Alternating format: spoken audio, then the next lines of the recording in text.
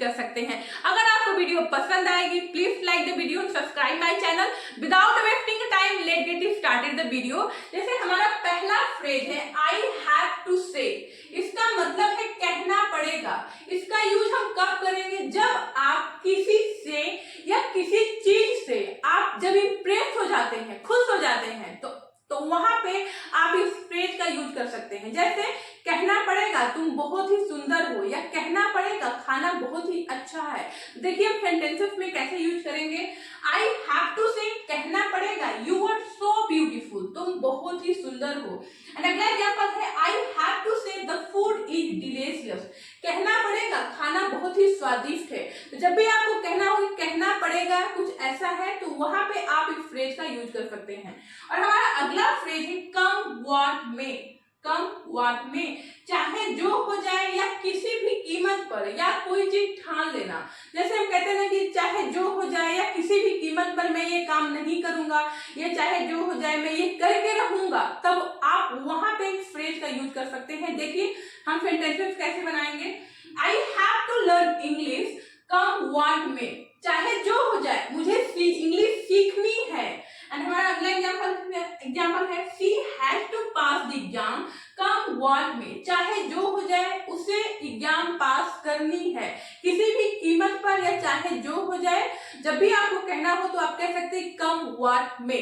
और हमारा अगला फ्रेज है सूनर या लेटर। इसका मतलब है कभी ना कभी या एक ना एक दिन। जैसे हम कहते हैं ना कभी ना कभी ये हो के रहेगा, या कभी ना कभी मैं ऐसा करके रहूंगा, तो आप कह सकते हैं सूनर या लेटर। देखिए examples, I will be fluent in English sooner or letter, मैं इंग्लिश में फ्लुएंट हो जाऊंगा एक ना एक दिन या कभी ना कभी। तो जब भी आपको कहना हो कभी ना कभी या एक ना एक दिन, तो आप कह सकते हैं सूनर या लेटर। और हमारा अगला एग्जांपल है sooner or later you have to marry, एक ना एक दिन तुम्हें शादी करनी पड़ेगी, तो आप कह सकते हैं सूनर या लेटर, एक ना एक दिन या कभी ना कभी। हमारा अगला फ्रेज है easier said than done.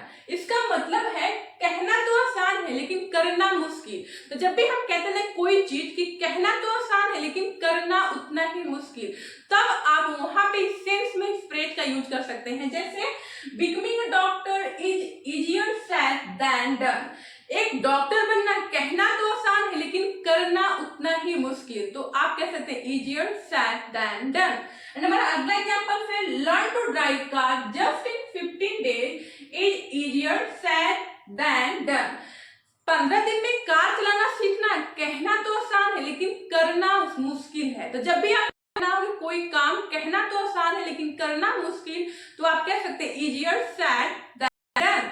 Okay, हमारा अगला फ्रेज है गेट रीड ऑफ। इसका मतलब है कि किसी से या किसी चीज से छुटकारा पाना। तो जब भी आप कहना चाहते हैं किसी चीज पे या किसी से पीछा छुड़ाना या छुटकारा पाना, तो आप कह सकते हैं गेट रीड ऑफ। जैसे I want to get rid of my job, मैं अपने जॉब से छुटकारा पाना चाहता हूँ या पीछा छुड़ाना चाहता हूँ। और अगला एग्जांपल है gate rid of this job, इस जॉब से पीछा छुड़ाओ या छुटकारा पाओ। तो जब भी आपको कहना हो किसी चीज से छुटकारा या पीछा छुड़ाओ, तो आप कह सकते हैं गेट रीड ऑफ। और हमारा अगला फ्रेज है नेवर माइंड। इसका मतलब है कोई बात नहीं। जैसे आप किसी की मदद करते हैं और आपको थैंक यू बोलता है, तो आप कह सकते हैं नेवर माइंड, कोई बात नहीं। या आप कोई चीज किसी को समझा रहे हैं, बार बार बता रहे हैं, उसको समझ में नहीं आ रहा है, तो आप कहते हैं कि छोड़ो जाने दो, कोई बात छोड़ो जाने दो, तो आप कह सकते हैं नेवर माइंड। और हमारा अगला फ्रेज है हाउ आर यू। इसका मतलब है कि आप कैसे हैं। तो जब भी आप किसी से मिलते हैं तो आप पूछते हैं कि आप कैसे हैं, तो आप पूछ सकते हैं हाउ आर यू।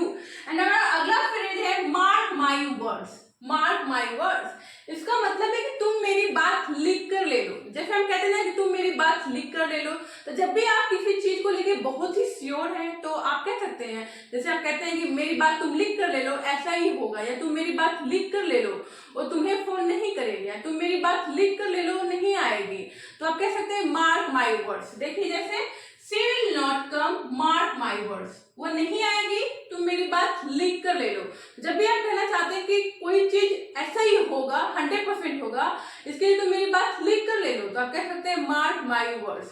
और हमारा अगला फ्रेज है व्हाट डज दैट मीन। इसका मतलब है कि इसका क्या मतलब है। जैसे कोई चीज लिखा हुआ है, कोई वर्ड है या कोई सेंटेंस है, या किसी ने कोई चीज कहा, आपको समझ में नहीं आया, तो आप कह सकते हैं व्हाट डज दैट मीन, इसका क्या मतलब है। तो आप वहां पे इस फ्रेज का यूज कर सकते हैं। और हमारा अगला फ्रेज है it's not a rocket science. इसका मतलब है कि ये ज्यादा मुश्किल नहीं है।